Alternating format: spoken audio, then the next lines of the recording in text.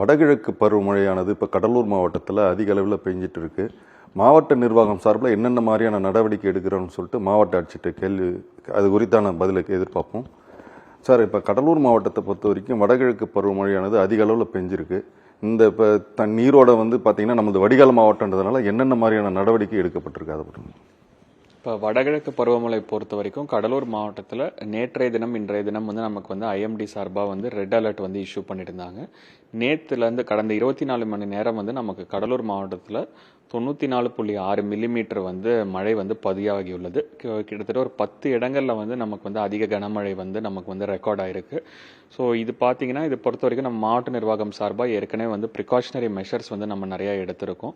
So நமக்கு இப்போது இந்த நேற்று பேஞ்ச மழையில் நமக்கு டேமேஜஸ் பெரிய அளவில் எதுவும் நமக்கு ஏற்படலை. நம்ம ஷெல்டர்ஸ் தயார் நிலையில் நம்ம இந்த தாழ்வான பகுதிகள் அப்புறம் பாதிக்கப்படக்கூடிய பகுதிகளில் சைக்ளோன் ஷெல்டர்ஸாக இருக்கட்டும், இல்லை சமுதாய கூடங்களாக இருக்கட்டும், இல்லை பள்ளி கட்டடங்கள் எல்லாம் தயார் நிலையில் வச்சுருக்கோம். ஆனால் இன்னும் நம்ம மக்களை ஷிஃப்ட் பண்ண வேண்டிய சூழ்நிலை நமக்கு ஏற்படலை.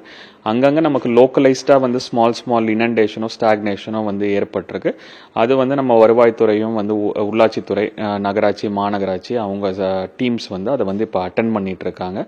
நமக்கு சென்ற ஆண்டு நமக்கு தென்பெண்ணையாறில் பெருமளவில் நமக்கு வெள்ளப்பெருக்கு ஏற்பட்டுச்சு. அதில் பார்த்தீங்கன்னா கிட்டத்தட்ட ஒரு 23 இடத்துல மேஜர் பிரீச்சஸ் நமக்கு நடந்தது.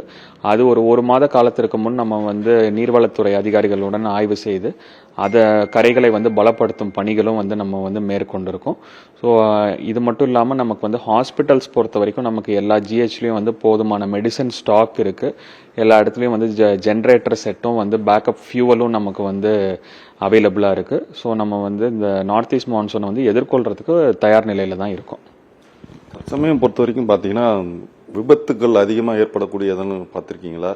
அதாவது மாடுகள், கால்நடை சம்பந்தப்பட்ட ஏதாவது இழப்பு ஏற்பட்டிருக்கா, உயிரிழப்பு ஏதாவது ஏற்பட்டிருக்கா? அது குறித்து இப்போ நேற்று உயிரிழப்புன்னு நமக்கு இப்போ நேற்று ரெயின்ஃபாலில் நமக்கு எதுவும் ரிப்போர்ட் ஆகலை. கால்நடை பொறுத்த வரைக்கும் 6 கால்நடைகள் நமக்கு இழப்பு நமக்கு ரிப்போர்ட் ஆயிருக்கு. அதே மாதிரி குடிசை பார்த்தோம்னா நமக்கு ஒரு 22 குடிசைகள் பகுதி அளவில் சேதம் அடைந்திருக்குன்னு நமக்கு ரிப்போர்ட் வந்திருக்கு. இதற்கெல்லாம் நம்ம SDRF நார்ம்ஸ் படி நமக்கு நிவாரணம் அவங்க குடும்பத்துக்கு வழங்கப்படும். வடகிழக்கு பருவமழையை எதிர்கொள்வதற்கு கடலூர் மாவட்டம் அனைத்து வகையிலும் தயார் நிலையில் இருப்பதாக மாவட்ட ஆட்சியர் நம்மிடையே தெரிவித்திருக்கிறார்.